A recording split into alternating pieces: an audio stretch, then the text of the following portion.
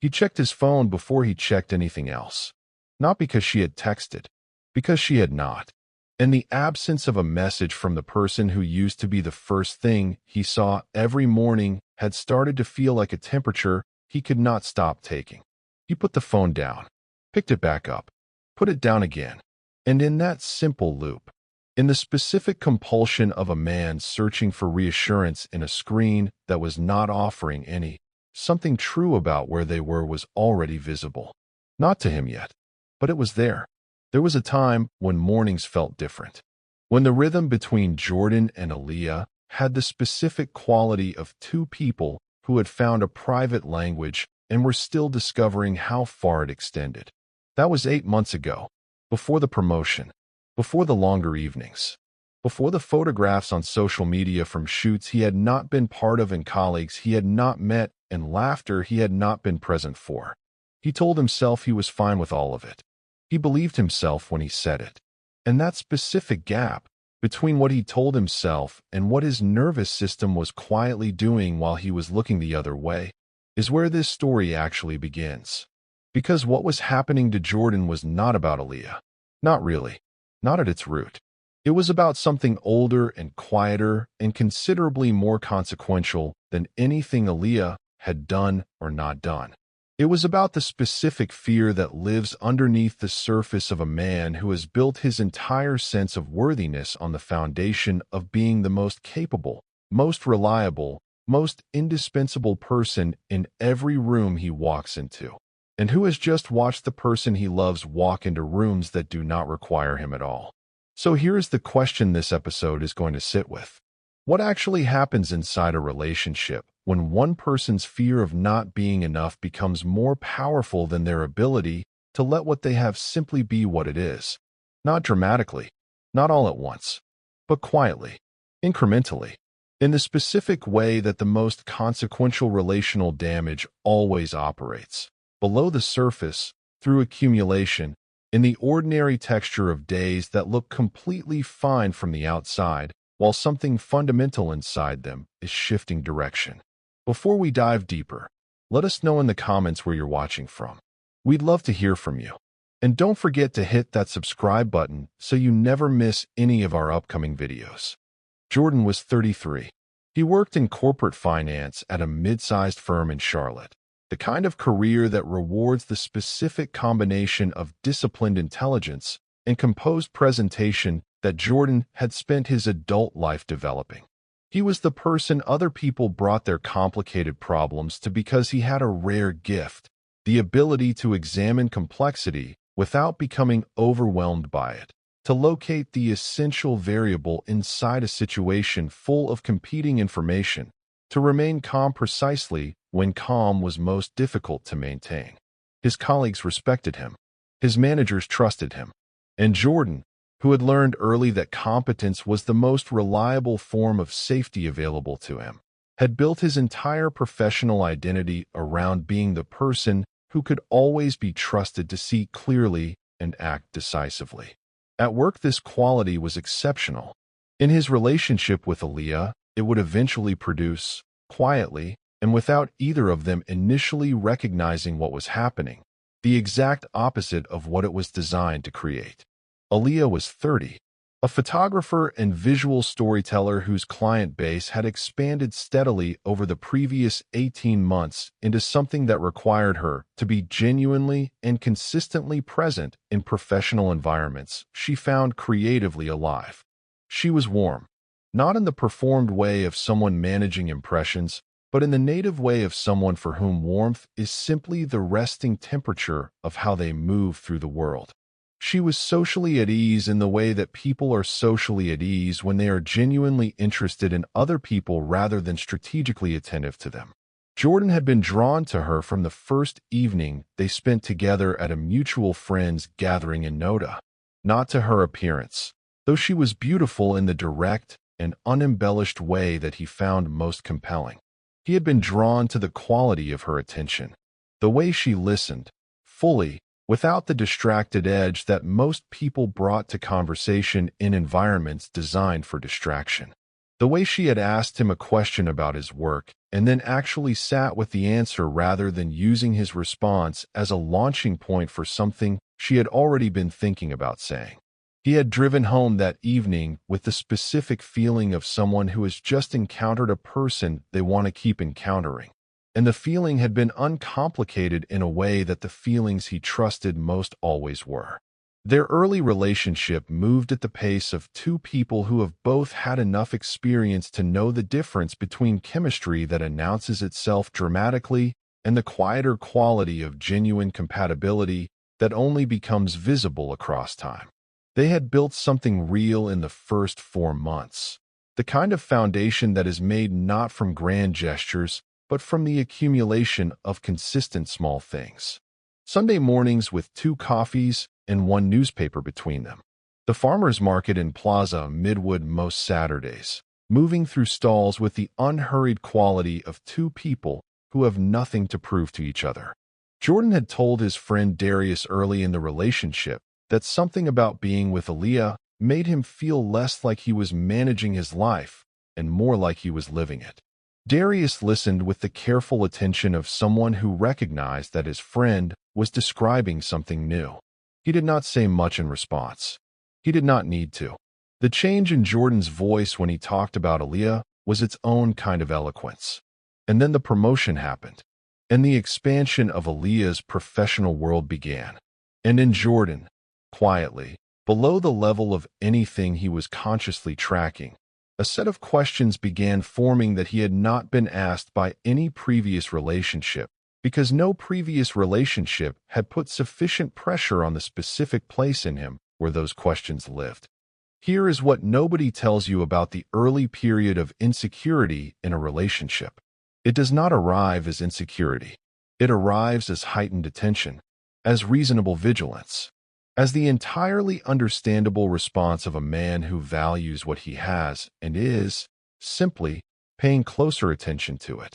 The transition from genuine attentiveness to something more concerning happens so gradually, and so much within the existing architecture of the person's self-concept, that they are often the last person to recognize that the transition has occurred. Jordan did not know he had crossed a line because the line had not been clearly marked. It started with small things. The text messages that went unanswered for a few minutes longer than usual. The Instagram notifications that made his chest tighten before he even saw them. Jordan told himself he was imagining it. "It's just work," he said aloud one evening, pacing in the apartment they shared. "She's just busy. Nothing to worry about." But then came the moments he could not stop replaying. A photo Aaliyah had been tagged in after a client event. Jordan zoomed in on the background, trying to recognize faces he had never met. He asked who took the photo. "Just someone from the team," she said casually. He nodded, but then he went quiet for the rest of the evening. At dinner one night, Aaliyah told a funny story about a coworker spilling coffee during a shoot. Jordan barely laughed. He was too focused on the fact that she had mentioned one man's name twice. Later, lying awake in bed, he replayed the conversation in his head 3 separate times, wondering if her smile had lasted longer when she talked about him than when she talked about anything else. Here's what's tricky. Insecurity rarely shouts. It whispers. It plants questions. And when a person is predisposed to overthinking, those whispers become background music to every decision, every glance, every silence. Jordan began asking questions that sounded casual but carried weight underneath them. Who was there? How late did you stay? Was it just coworkers? And then, inevitably, came the comparisons. Not overtly, not aloud, but in the quiet space of his mind where he ranked every interaction, every smile, every tone of voice against what he imagined was ideal, or against what he feared was inevitable. He didn't see the irony. Jordan, who prided himself on his rationality and emotional composure at work, was now allowing small uncertainties to dominate his internal narrative. Every morning, the cycle repeated, checking, doubting, imagining, questioning. And every evening, he tried to hide it. Not from Aaliyah, she hadn't fully noticed yet, but from himself. It's not dramatic at first. No shouting matches. No explosive fights. That comes later, if ever. In the beginning, insecurity creates a quiet erosion, a subtle withdrawal from patience, a small reduction in trust. Every time Jordan doubted Aaliyah, he placed a tiny, invisible weight on the relationship. And weights, no matter how small, accumulate.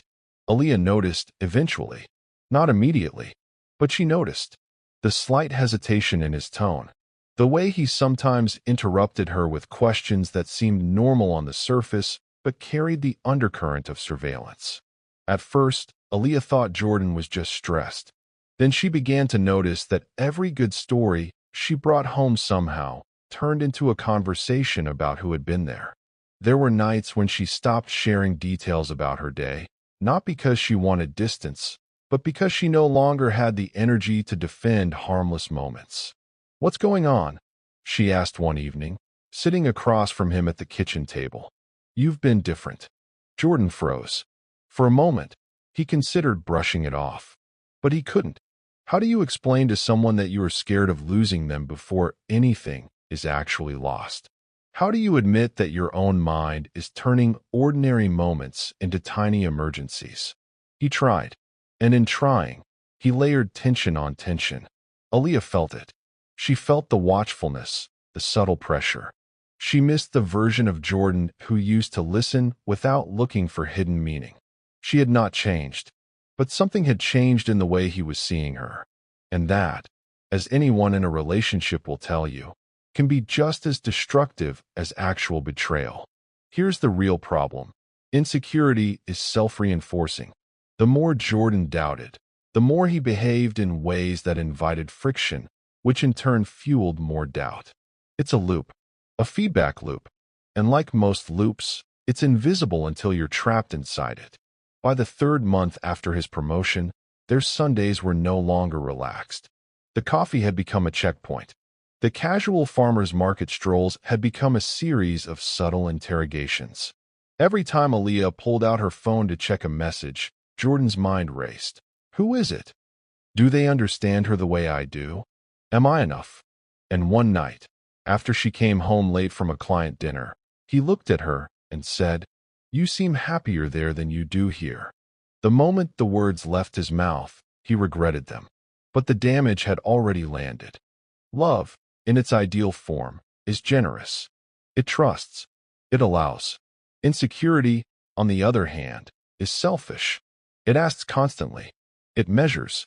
It compares. And when fear becomes louder than love, the balance shifts. Jordan, who had always been capable of deep empathy, found himself losing patience. The questions he asked were no longer about connection. They were about reassurance. He was no longer curious. He was anxious. And Aaliyah, naturally empathetic, began to feel the shift. "What happened to us?" she asked one evening, voice calm but firm. It was the first time Jordan realized that the very thing he had feared losing, her presence, her attention, her love, was being driven away not by her actions, but by the internal mechanism he had allowed to take over. Here's the lesson. Insecurity doesn't need external justification. It thrives internally. It will find reasons to exist, even where none exist. And when allowed to operate unchecked, it quietly dismantles the trust, patience, and intimacy that a relationship has spent years building. Something had to give. Jordan realized it one night while staring at the ceiling. The exhaustion was physical. The anxiety had begun to manifest as tension headaches and sleepless nights. And he saw it clearly. He was losing her. Not because she had changed, but because he had. The turning point was subtle, like all important turning points. He did not suddenly become enlightened. He started small, checking his phone less often, asking fewer questions, giving more space. And in those small acts, he felt the first relief of a mind that had been trapped by its own narrative. Aaliyah noticed. The shift was slow but undeniable. The evenings returned to a lighter rhythm. The Sunday coffees returned to casual warmth. And Jordan felt, for the first time in months, that he was not holding the relationship hostage with his fear. Jordan learned that insecurity is rarely loud in the beginning. It enters quietly, disguised as care, disguised as attention, disguised as love. He learned that small behaviors matter because they accumulate. A shorter reply, an extra question, a suspicious glance at the wrong moment. None of those things seem powerful on their own, but together, they slowly change the emotional climate of a relationship. He learned that fear, when left unspoken, does not stay contained. It leaks into tone, timing, questions, and silence. And most importantly, he learned that trust does not grow through constant checking. It grows through space, honesty, and the willingness to let someone love you without making them prove it every day. Jordan learned these lessons the hard way, not from a single catastrophic event, but from the quiet erosion of the connection he had once believed unbreakable. Insecurity will always be part of the human experience. It cannot be entirely eliminated, but it can be managed, and it can be prevented from quietly destroying what love worked hard to build. Jordan and Aaliyah survived.